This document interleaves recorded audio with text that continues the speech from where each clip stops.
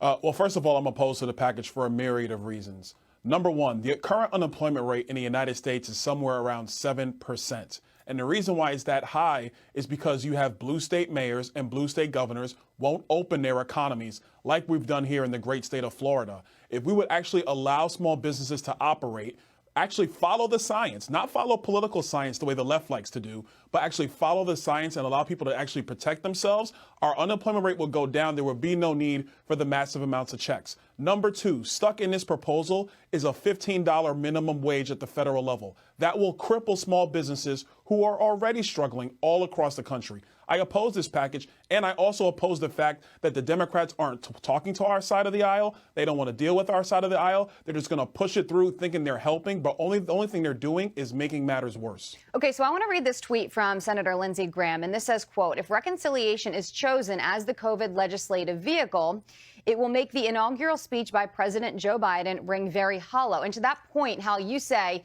that Democrats are not reaching out and talking to Republicans. You know, we've heard over and over and over again from President Biden this message about unity. So I guess the question is, what message would this send then? What message does this send that this is even a conversation?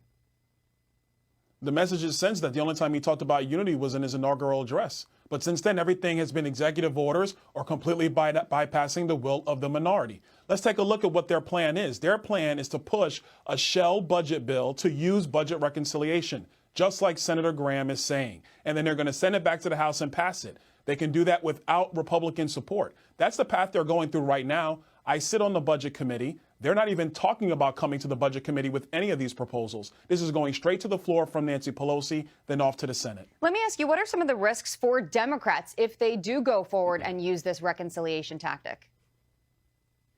Number one, what it's going to be is a complete affront to the other half of the country that, yes, did not support them and did not vote for them, but it proves they have no desire to actually work through the legislative process. That's number one.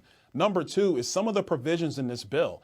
$350 billion, or in this proposal, $350 billion for state and local governments, when most of the time what those state and local governments need is to reopen their economy, not to just get more money from taxpayers. It's a complete wrong approach, and I think voters are going to continue to remember this, that even though they might have had concerns one way or the other going through the election season, now you're seeing the Democrat agenda up front and personal. It's more money, it's more spending, it's more taxes, and it's a complete disrespect for our democratic republic. Real quick, is there any chance this somehow happens in a bipartisan manner?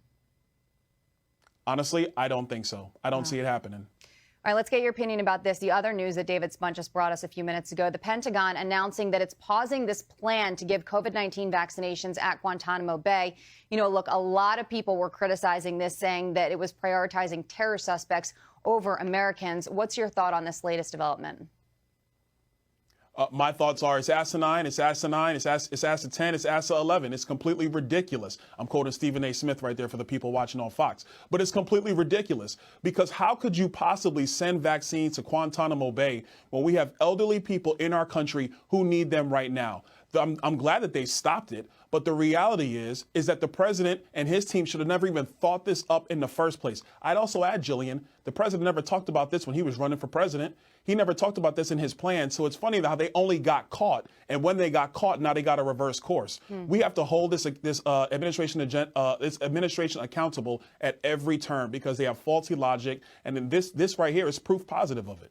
Let's go ahead and take a listen to this. This is Tom Von Essen, the former FDNY commissioner on 9/11. Let's go ahead and take a listen. What are we doing? We've got hundreds, thousands, millions of people that don't have the opportunity to get the shot, and we're worrying about criminals that we spend millions of dollars a year to take care of. But if these 40 lowlifes didn't get the vaccine, it wouldn't bother me at all. What's your reaction to what he had to say? Because, look, I'm sure you know people, I know people, we all know people who are either of a senior age group or a high at-risk age group, and people can't get the vaccine right now. It's frustrating.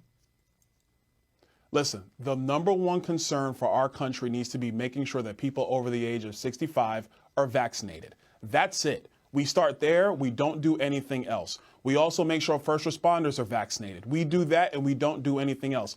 Unfortunately for everybody else comes after that because those are the people who are in the vulnerable population. The mere fact that the president and his team were sending vials down to Guantanamo Bay shows how there's just truly a lack of compassion for Americans, whether it's my state in Florida, New York, California, Illinois, or anywhere else. Senior citizens need to get their vaccinations first. First responders need to get them first.